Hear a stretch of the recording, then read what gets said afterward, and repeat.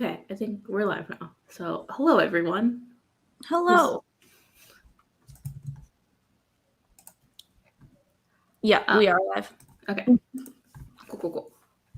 I guess this is your channel, so would you like to introduce yourself first?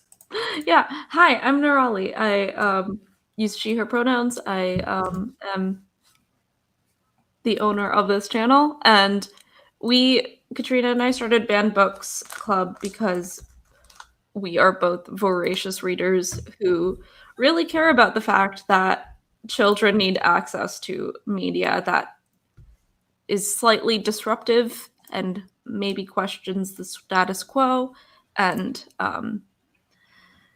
represents people who aren't just white men, Christian, straight, cis, all of those things. What about you, Christina? Yeah, so my name is Katrie Ames. You can find me by searching my name because that's where I am on all of the internet. And I am also a queer Asian, I guess booktuber is what I mostly am now. Who knows? Who knows? You are a person on the internet. Person on the internet. I sure as heck am. And I am very lucky to, in my professional life, mostly work on issues of racial justice and Asian advocacy.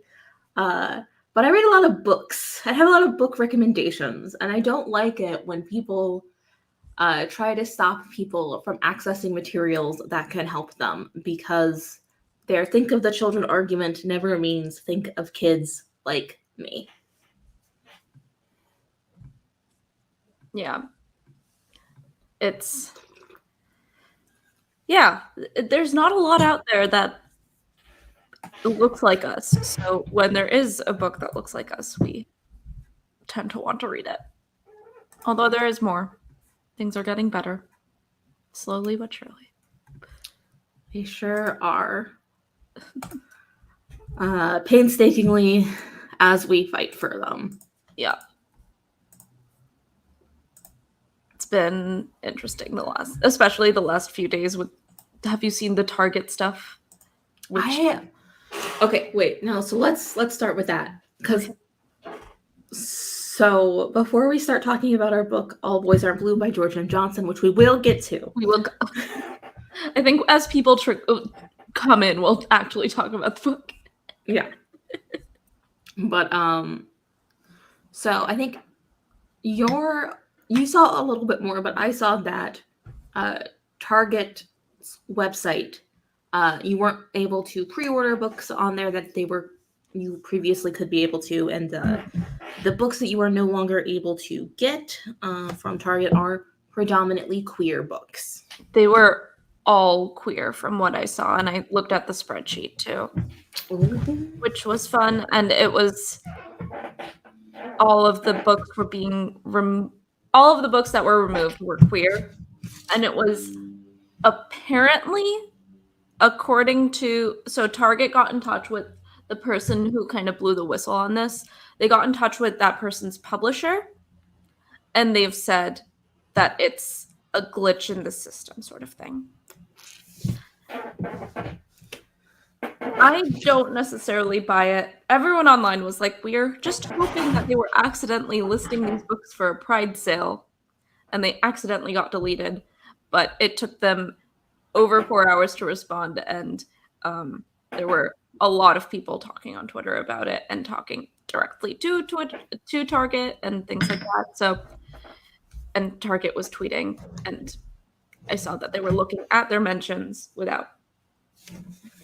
I have thoughts, but I have thoughts on how they handled it. If it was a glitch, it was a glitch. If it wasn't, it was really, really bad. But what few queer books that were still on were books that were 1,000% going to be sold in stores, like I Kiss Sarah Wheeler by Casey McQuiston. So it was literally just queer books that don't necessarily have a large audience being removed. Yeah. And it's not that these books couldn't get a large audience. No. they're just not willing to take the risk on things that won't be immediate bestsellers. Exactly. Which, it's a business, I get it, but also it's not great. It's not a great look when you're only removing books from one marginalized community. I wouldn't recommend it. No, it's, yeah. It's like, it's one of those things where there's been so much discussion about banned books that I think everyone went to the worst case scenario, but it kind of is regardless of their intention. That people lost a day of sales that they could have been advertising their books through the Target website and things like that. Like, that's a big impact, especially for pre-order campaigns, which are so important for authors right now. Yes. And it should be said, so I live in Pittsburgh and you live in New York City, and we're both very lucky because we have like well-funded library systems, tons of indie bookstores around you, and some around me, whose owners are very nice, and I appreciate them, even though there are just a handful. Yeah, but for most people, they don't have like, if you live in a rural area, what you have access to is the local Walmart or Target. Yep, that rings true.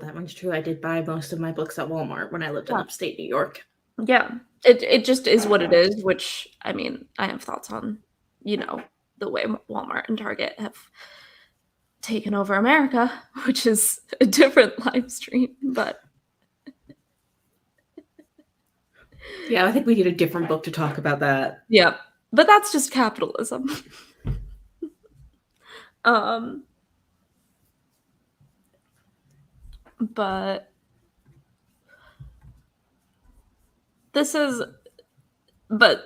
I don't think George M. Johnson's book was targeted in this necessarily because the book has been so popular.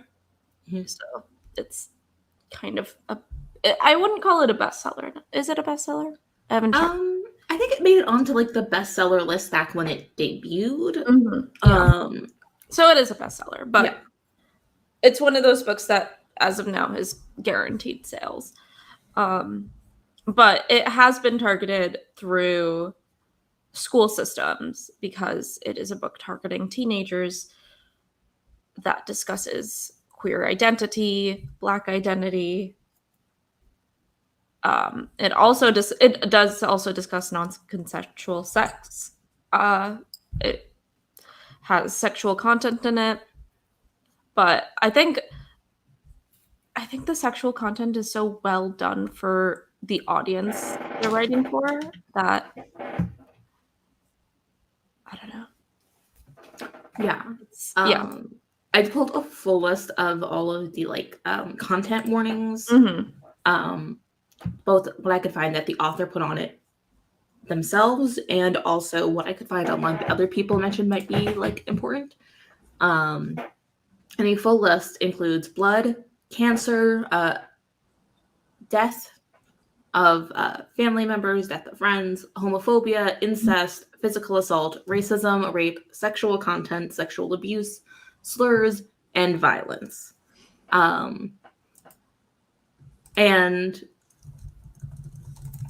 to some degree, I do understand, first off, always checking the content warnings before you read a book because you don't want to get into something that you are not personally prepared for or mentally and emotionally capable of handling at this moment. But I also don't think that's enough of a reason to ban the book or take it off of library shelves or stop classrooms from teaching this book, because I trust that teachers and librarians will handle things in age-appropriate ways. Exactly. And won't be putting this in the elementary school library, but offering it to high schoolers who are old enough to have dealt with several of these issues already. Yeah, and I think what's important about this book is that they are writing about things that happened to them as a child or when they hit college as a young adult. So it's things that teenagers have experienced. It's not like they're writing from a place.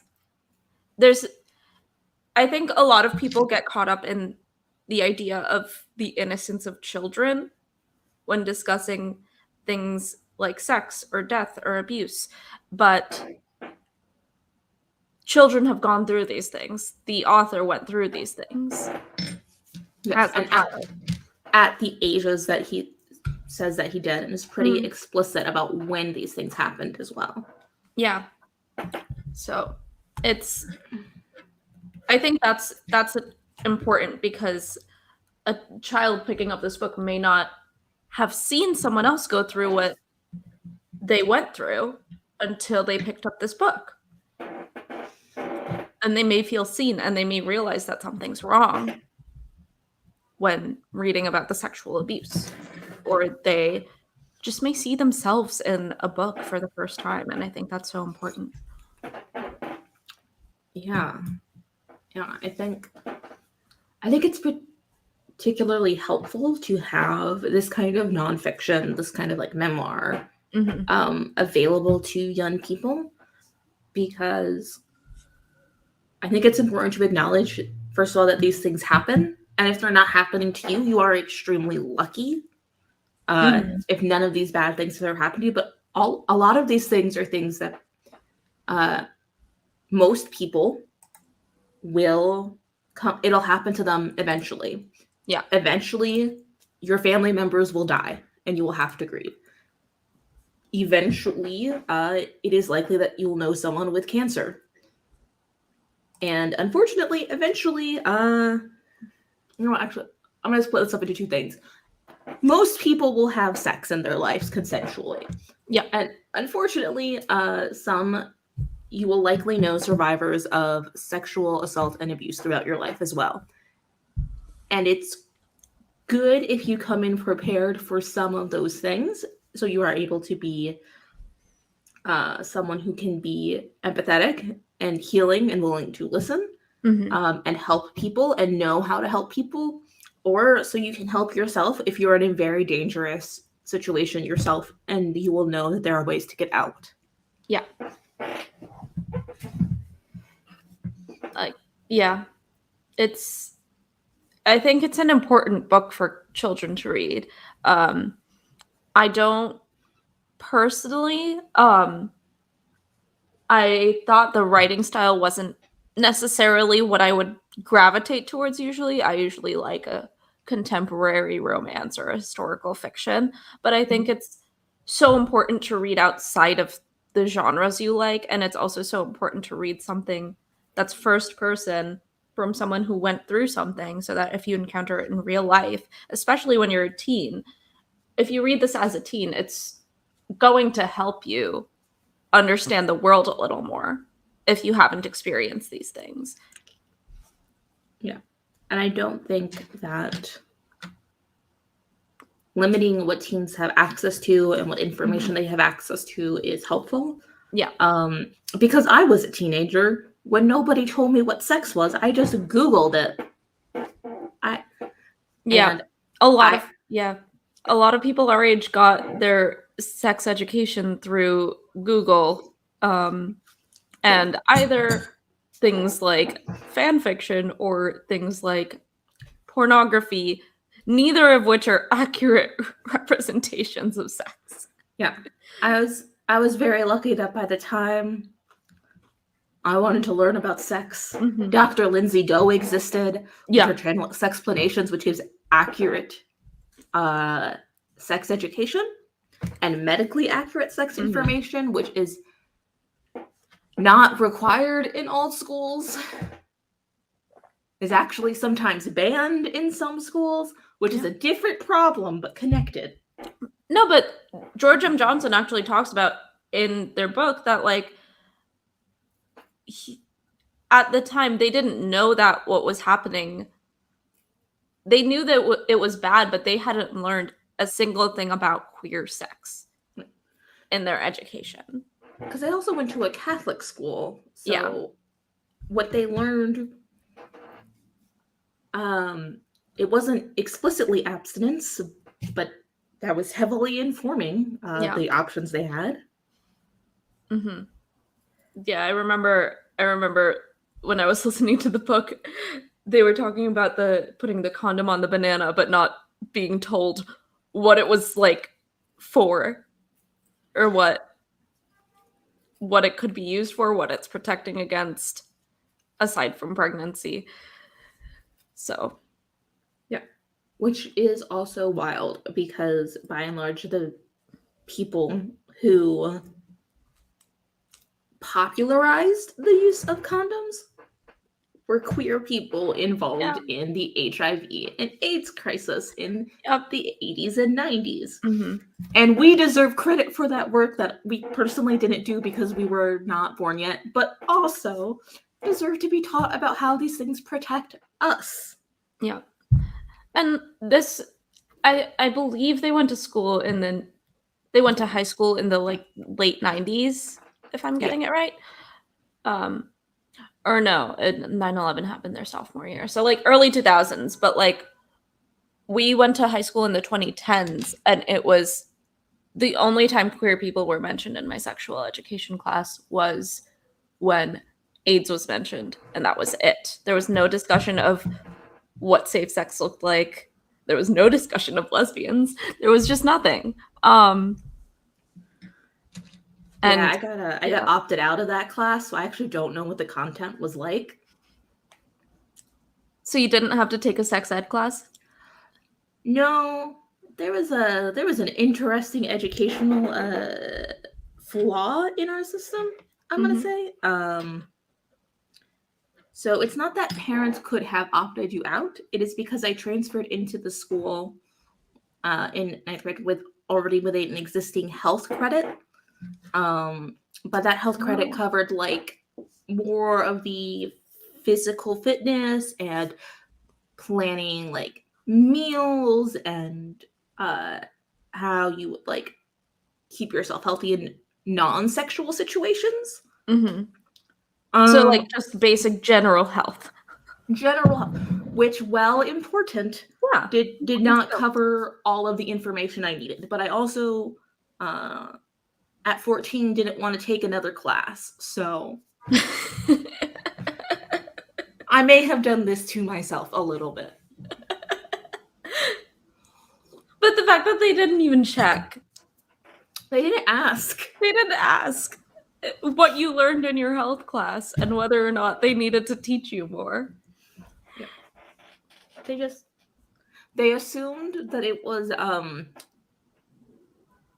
what their health class was, and that because I had, the credit in it, that it had all of the information necessary for my future, which it did not. Nope. It did not. And I don't want to say it's their fault. I don't think it's any one person's fault. But it was a weird situation in general. Yeah. Yeah. It sounds strange, but I mean the point still stands that there are both deliberate and non-deliberate ways in which the education system wants to keep you ignorant about sex. And about queer people, and about so many other things, which so much is touched on in this book. But one thing that kept coming up in the book, even though there wasn't a chapter explicitly about it, was the way George M. Johnson had to interact with a white world for a lot of his life, but also had places where he only interacted with people who were Black, and how much easier it was. And I went to a fairly white school, and we didn't learn any history outside of white history. And it's just one of those things where it's like the education system is keeping you ignorant, like purposeful segregation is keeping you ignorant. There's so much there. Yeah, I thought the chapters on his education, specifically when he talked about the middle school he went to, which was a predominantly black school with Mm-hmm. black teachers, Yeah. um, I thought that was really touching because you really got to see the ways in which the community enforced the belief that they have power and that their stories are important in a way that you don't always get to see when you grow up in predominantly white areas. Yeah, he was actually valued in that space, which is it's so telling. Yeah, I don't know. I mean, we're we're both Asian, so I feel like we could say so. We I didn't learn a lot about Asian American history in a public school, uh, and I'm guessing that's the same for you. Yeah, I went to public school, and the only times I learned about Asian history are when I took an elective on Asian literature my senior year, because I was that person who took 4 English classes. And then I wrote a paper myself about Indira Gandhi in freshman year of high school, because we could choose our topic. So it was only when I chose to learn about Asian history Yeah, that I learned about Asian history. yeah. Or Asian anything. I learned Yeah. mostly Asian literature, but Yeah, and I think that's fair. I think we got like mhm. Chinese workers building the railroad, the Chinese Exclusion Act, We didn't even nothing. get to that. And that was just like a footnote, like on the test, like, oh hey, this is like the first time we had like an immigration policy that excluded a certain race, and I was like, cool, that's helpful. That's great. Yeah. And there's so much more. There's so much. There's so much that I'm only learning recently because the history of the Asian American is actually being discussed in media at all. Yeah, Due like to unfortunate circumstances, but pretty bad circumstances. yeah. But there is like so much more that our communities have done. Mm-hmm. And in some places where we're just erased and flat out not told about. Mm-hmm. Like, I'm not gonna get into examples because we're gonna go back to the book. I'm not gonna do this. But I think it's like really valuable that when people can learn the history of their own people, when we know that so much of the history of queer people, of people of color, Mm-hmm. of like even those like non-Christian religions within the US, like has been systematically erased from our textbooks and from our lesson plans. And Mm-hmm. we leave it up to people's communities to teach them that when I mean my mom's great and all, but my mom isn't equipped to be a teacher either. No. She doesn't have that training. Mm-hmm. She just drops bombshells about like trauma like 20 years later. I'm like, what? Yeah. Because that's what parents do for some reason. Intergenerational trauma. But that's actually a good segue into the family aspect of this book, I think, because family is probably the most important thing George Johnson talks about and values. And he had a really good family. He has a really supportive, amazing family. And sorry, I keep in the book George Johnson goes by he, him. In real life, as of now, George Johnson goes by they, them. Just as a clarification. But they had a really amazing family life where they were raised by 2 parents who were lovely, even though one was a police officer, which they do touch on the fact that policing is not necessarily the greatest, even though they had a great dad. And then their grandmother was amazing. And it was just a really close-knit family that cared about each other, had visibly queer people in their life throughout their life. And it was really nice to read that, like, despite the fact that they had queer people around them, they couldn't admit it to themselves. They still struggled. They still struggled coming out, being out to people, in family and outside of family. Yeah. And I think the fact that they knew that their family really had a strong set of unconditional love, including for their queer family members who were out, I think that was amazing and foundational. But I think we should also acknowledge that, like, sodomy laws were still on the books when they were in college. It was still a dangerous time to be a queer person, and still is to some extent, although lesser. Thank you to our queer elders for that, but it would still been really hard and scary. And I mean, still today you have kids getting thrown out on the street for coming out.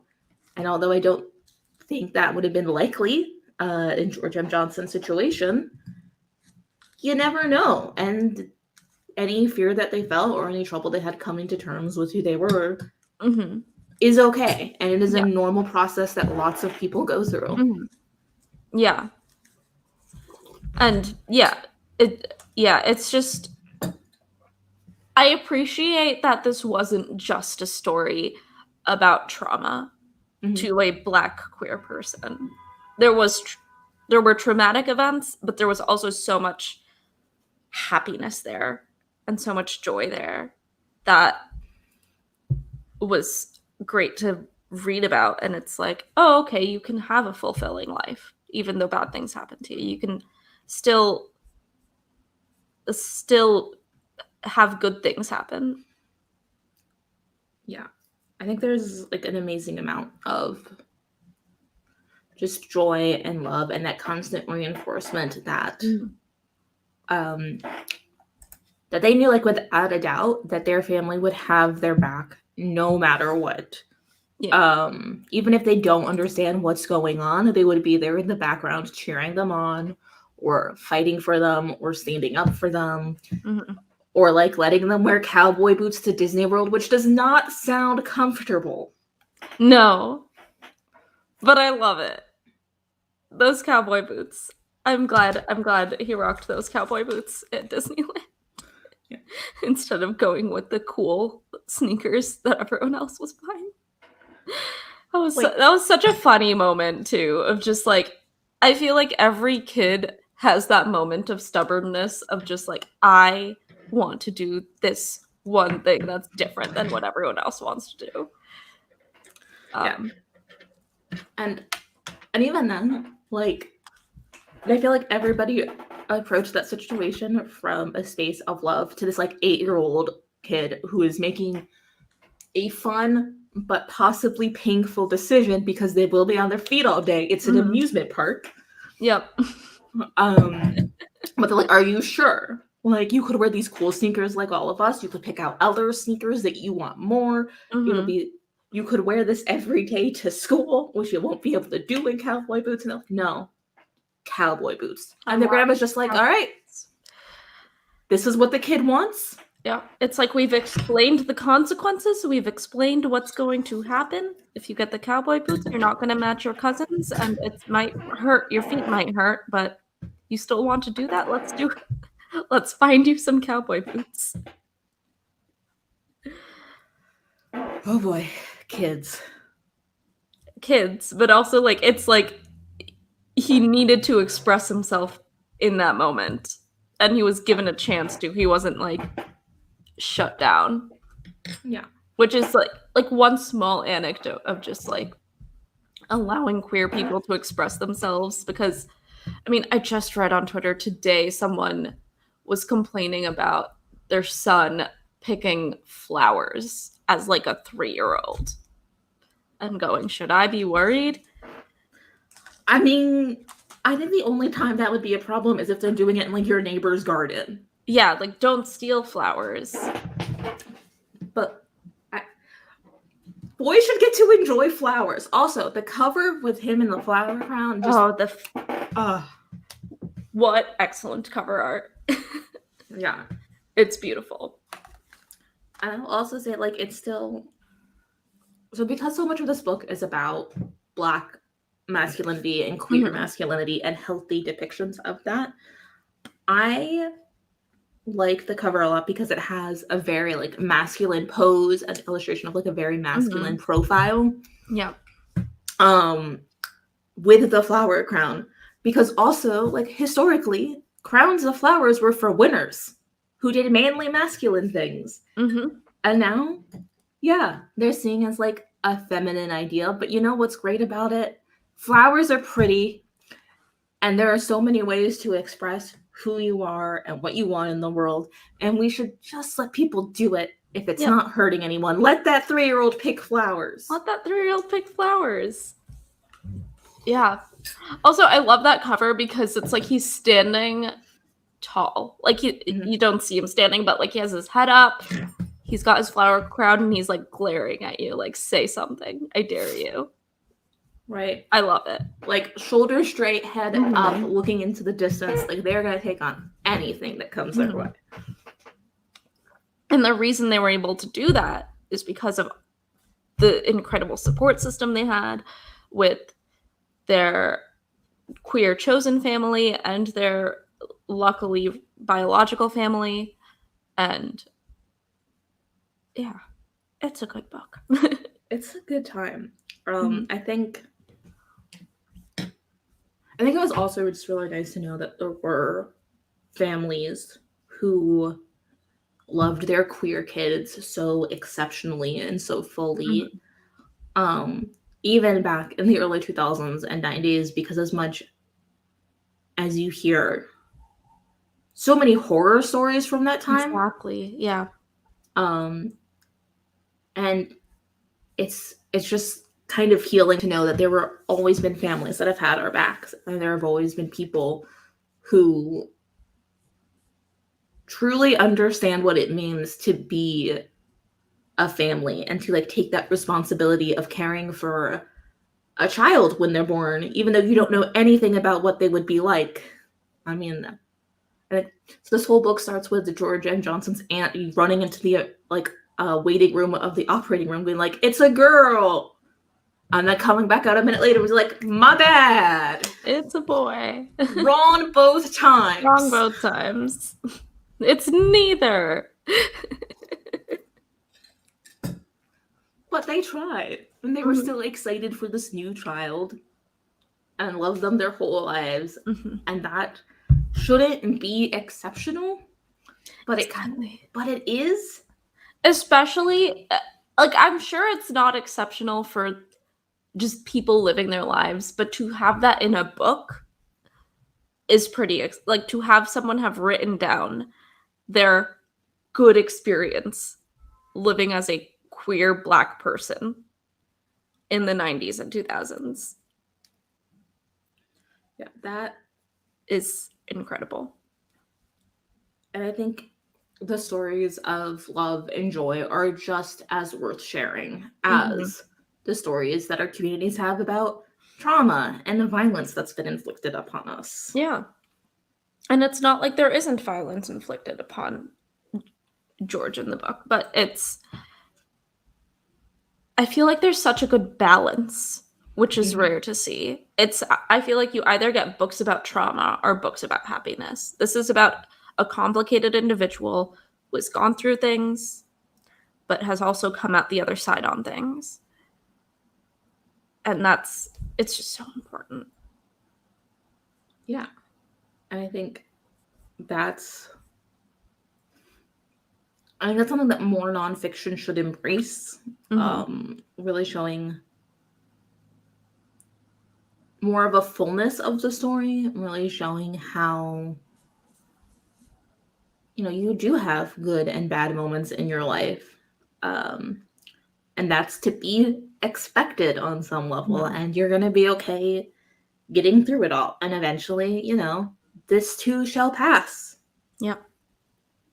And even at the end of the book, when one of the frat brothers passes away, it's everyone's sad, but the point is that everyone is together and there for each other. And that's the good thing that came out of it. Yeah. Maybe we should talk a little bit about the fraternity. Yeah. Too. It's such an interesting part of the book because I know nothing about fraternities except what I've seen in media. Mm-hmm. Like, I watched a little bit of Greek back in the day. And like seen a few TV shows and movies that involve Greek life, but this is specifically a fraternity at an HBCU. Yeah, which is different. And also one of like the Divine Nine, one of the like most prestigious fraternities in the Greek system that exists, but isn't generally depicted because of its blackness. Yeah. The only time I've seen, I admit that I don't consume a lot of Black media, like media made by Black people for Black people, but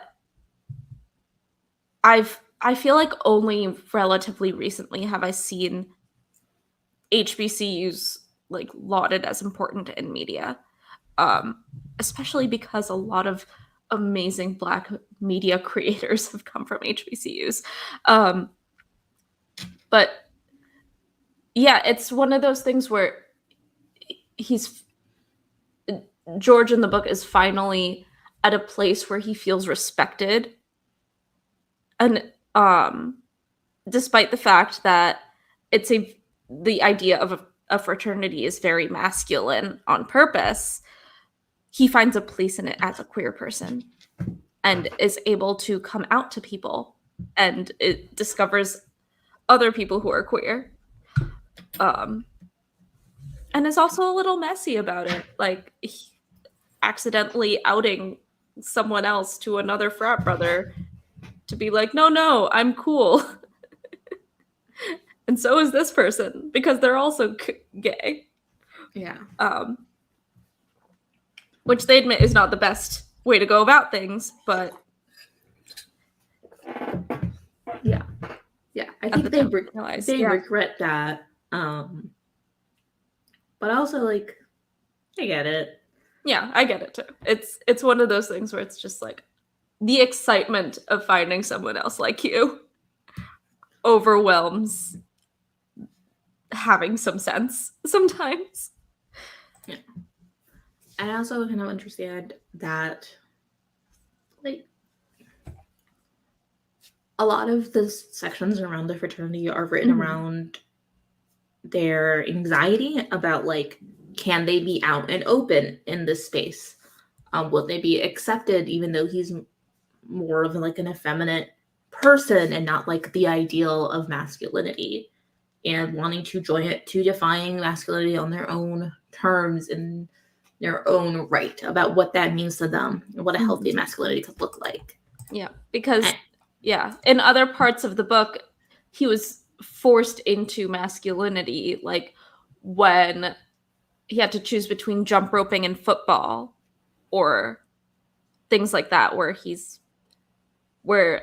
he wanted to play double dutch, but because it was a girl sport and he was playing with all the girls and he had to protect himself, he had to switch, and he was being pressured into that choice, whereas choosing to join the fraternity kind of felt like a sense of agency and ownership over masculinity. Yeah. I think that's really important, and it's something that a lot of queer kids don't get until they move to college. Because even now, it's just not always safe to come out. No. When you're younger, you don't always get a queer childhood, but if you're lucky, you one day get to move out, leave your hometown, live a life that is free of everyone who used to know you, and be who you are. Yeah. But it's also nice that this wasn't a story where he was forced to leave everyone behind either. Yeah. Because he had an accepting family who loved Yeah. him for who he was. What a time. Which is just so great. If only. If only that was... It's one of those things where it's like, if only that was everyone's story, but also how amazing it is that we get to see this story. Yeah. I think, like, the thing about the Greek system also hit me pretty hard. Because I went to a school without a Greek system. Even though I was interested in joining a sorority when I was, like, 17 or 18. Both for, like, money and financial reasons, I decided to go to a school closer to home where I could commute and save tens of thousands of dollars on student loans in my future. And, like, be there to take care of my family as I was going to school and all that stuff that's, like, honorable or whatever. But also because, like, if I was really considering it, I didn't know how welcome I would be if I actually tried to join a sorority. Because, you know, I had watched Greek and it was pretty white. It was pretty white. That was a really white show. It's funny because even the black people in that show did not discuss their blackness, really. Yeah, I mean, I'm sure there was like a... They were also like special episode. Token. They were the tokens in that show. Yeah. It was, yeah. Yeah, I'm sure there was a special episode. I didn't watch all of that show, but... There was so much. So long. But, yeah, it's one of those things where it's like... It seems like in this fraternity, it was like your blackness is accepted, your queerness. It took a while, but it was accepted. And that's something that George Johnson didn't experience before that, where all of the above was accepted. It was like, even though he went to a black high school after the white middle school? No. Middle school was black. Yeah. Yeah, even though his middle school was black and his blackness was accepted, his masculinity or lack thereof and his presentation wasn't accepted. And he had to change for that. It's just really incredible to see that. Yeah. I guess it's nice to see both how the fraternity had changed while his time there, from like as a pledge being like not seen as like being gay wasn't acceptable to being the openly queer president of the fraternity chapter, and how just a few years of relationships, a few years of unapologetically being who you are and having that backing of knowing the people around you love you can just change things, not just for you, but for every other member of your community. Exactly. Yeah. I think those chapters were my favorite because they were just so, I think that it was really well presented. If I'm saying that the way I want to say it, like it was just very well done, where he did struggle, and when he first got to college he thought he would be just out and proud and living his life, but then couldn't do it. Felt like he still had that mental block. He was like, I'm away from my family, I'm away from everyone that knew me growing up, but I still can't bring myself to come out. But it was because he got community. He got people that loved him and supported him that allowed him to come out. Yeah.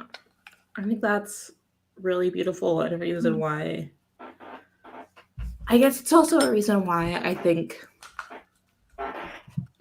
more teenagers should have access to this book, or this book should be taught, because regardless of whether or not they are black or queer or still questioning things and figuring it out,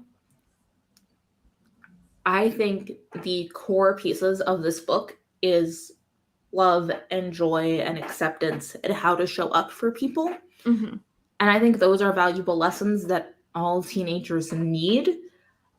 Otherwise, you have like the other kind of like frat bro, and I don't need any more of those. We have enough representation of that other kind of frat bro. Yeah. But Yeah, I mean, we all want our kids to grow up and to be loved and accepted and to be good friends and to like care about the people around them. And I think that that's what this book is about, and that's why it's important. yeah, it's so important.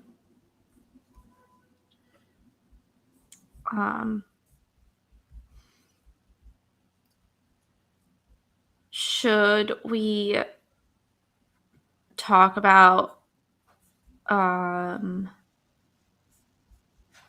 the parts that involve death more and kind of the darker moments of the book? Because I feel like that's important to show.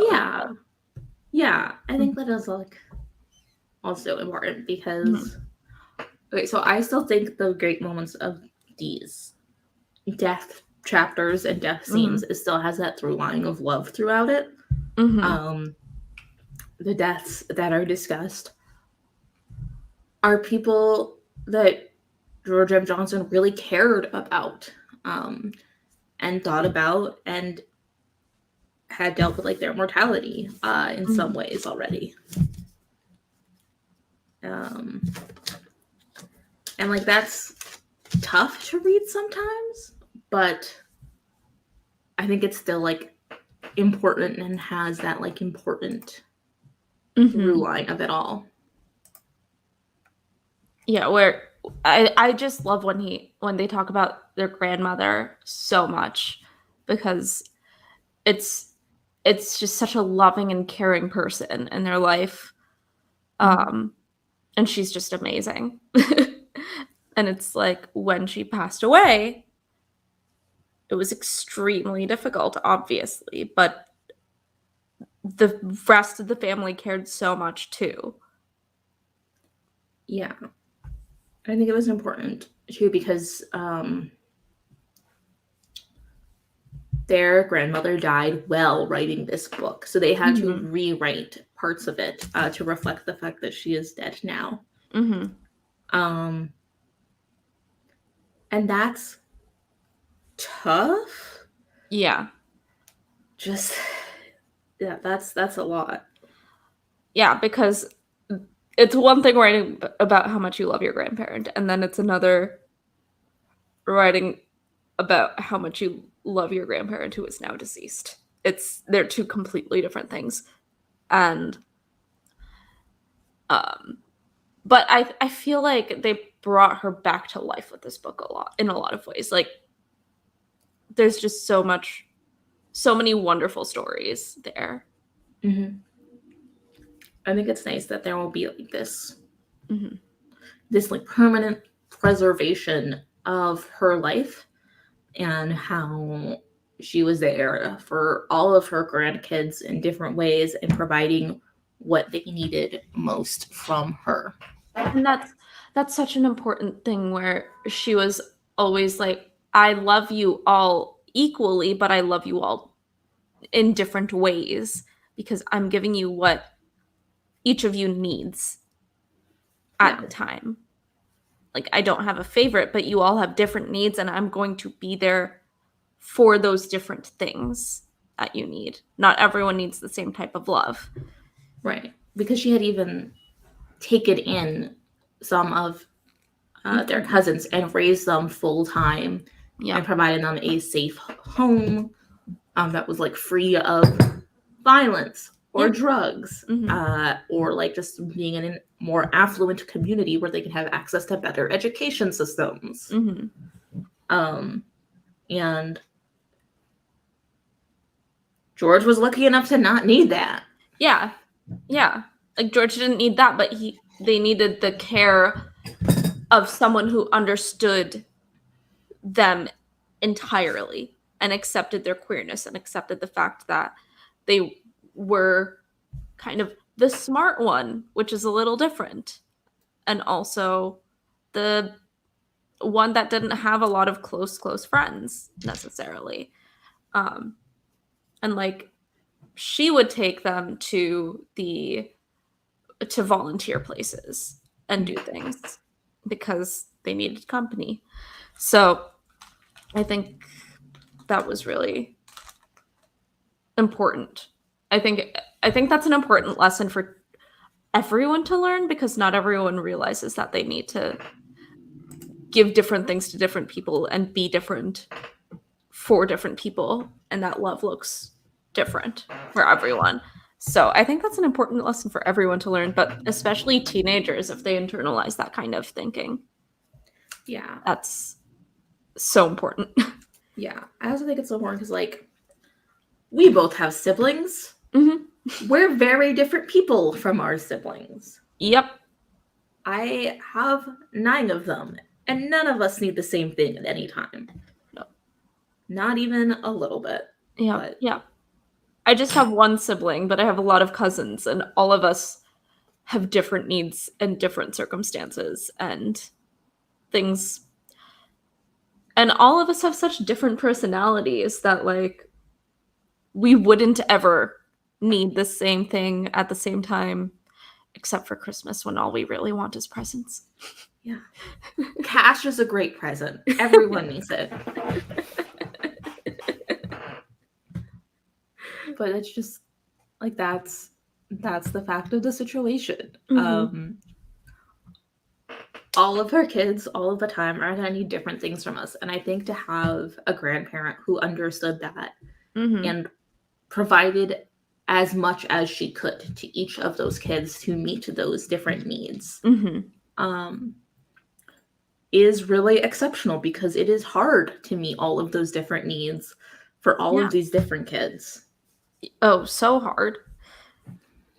But it's like, even when she wasn't perfect, she was trying her best, which everyone could see. Yeah. Which is important. And I think that's also what you see with the parents in the book and the other adults in the book, is that they're all doing their best to provide for their children. Yeah. I think it was also interesting when so their cousin Hope also died in the book. And Hope was a trans woman who in the 90s, and also now, once again, being a Black trans woman, hard AF. And the family still handled that transition not with the most understanding, but with an acceptance of knowing that, like, hey, I don't understand what's going on, but you tell me this is your name now, and I love you, and I will call you by this new name. Yeah. And even when I think one person was like, I'm still going to call you by your old name, it took a day or two for them to get over that. That was the grandma. That was the grandma who was like, I'm still going to call you by your old name. And then she got over it. It was like, yeah, okay, you need me to call you by this new name, I'll call you by this new name. I think that's, like, once again, like, a fierce love and loving someone through what could be a difficult or dangerous time in their lives. And then, they died of, it doesn't explicitly say AIDS, but I believe it was heavily hinted at. I think it was heavily implied that it was HIV. But again, one of those things where I don't think it's necessary that George Johnson call attention to the fact that it was AIDS in that moment, because there's so many other spots where that history is discussed. And it's like, no, it's more about who Hope was in that moment. And I think that's, like, beautiful and important to have see having, like, queer relatives that are loved and accepted as well before you're ready to come out. Because there's always someone in your family that comes out first and makes it safe for all of their cousins. Yeah. And it's just, yeah. And the fact that they had that visibility, even though they weren't the same type of queer, it's something. It makes such a difference. Yeah. It just also opens you up to like there being so many more options. Because I believe George said when they had first met, Hope was a teenager, and they were like a little kid hanging on to their mom still, and that's fine.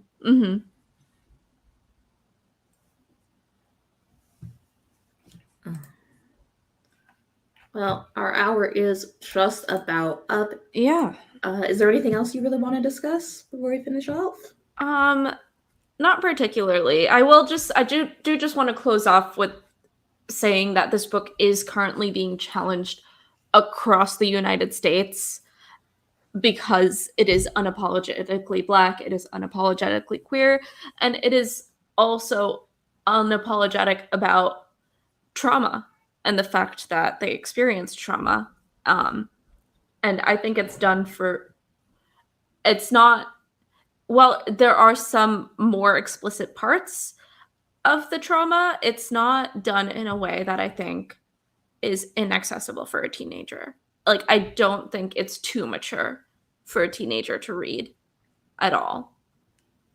I don't think so either. I also think that one of the best things we can do, regardless of where you live or where you're from, if you want to be fighting these book bans, is to proactively tell your school boards, your library boards, and things like that you are against banning books, that you want everyone in your community to be able to access the full range of human experience, and that you want people to be able to access books from people of color and queer people during a time when they are being attacked and unshelved.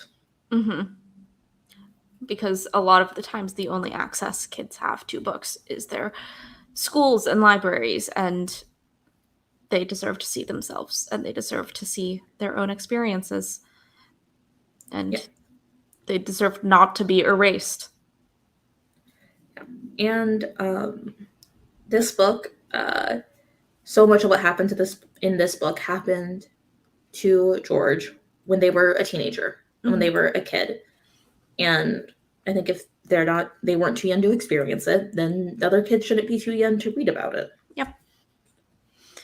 Yep. So, keep calling, keep getting in touch with your local boards, and hopefully we can make a change. And also keep being informed about what's being banned and why, because this is so clearly about being queer and being Black. Yes. Although there was one instance where this book was banned and challenged by a teacher. And I do want to tell this story because I think it's important. By a teacher because they objected to the chapter on sexual abuse. And then later it came out that teacher was sexually abusing their students. And this book acted as a guide for how to tell people about the situation they were in and how to get out of it and talk to trusted adults. So, maybe we should get rid of it. Yep. I think abuse should be depicted for children as a bad thing, so that if they're going through that, they are aware of what it's going on and that it is not okay. Having the language to describe your what's happening to you gives the children the agency and the language to advocate for themselves and get the help that they need. That was just one instance. There are several other reasons this book is being challenged and banned. Most of them not as nefarious as that, although still bad. Still bad because they just don't want queer people to exist. Deep sigh. Deep sigh. But there are ways we can fight it, and I think discussing it on a platform and reading these books and understanding what people are trying to erase is very important. Yes.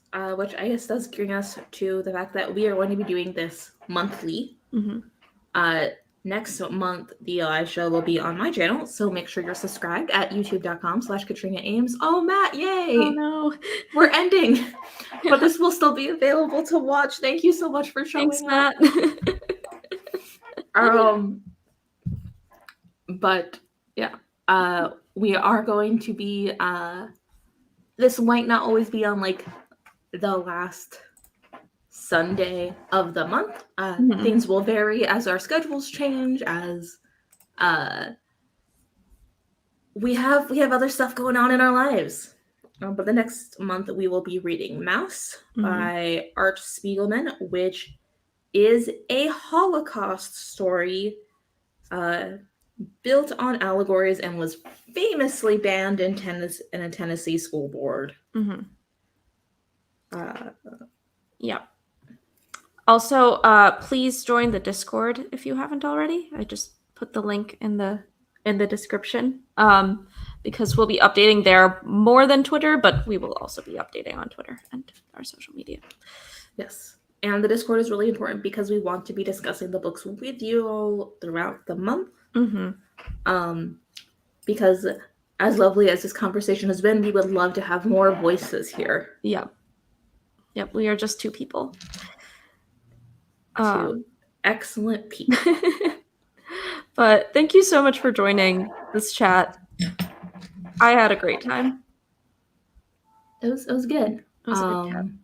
We appreciate you all so much. If you're watching, if you had the chance to watch live for a couple minutes, because we had some people coming in and out, but not chatting, or if you're watching this all later, we love you very much. Please join our book club.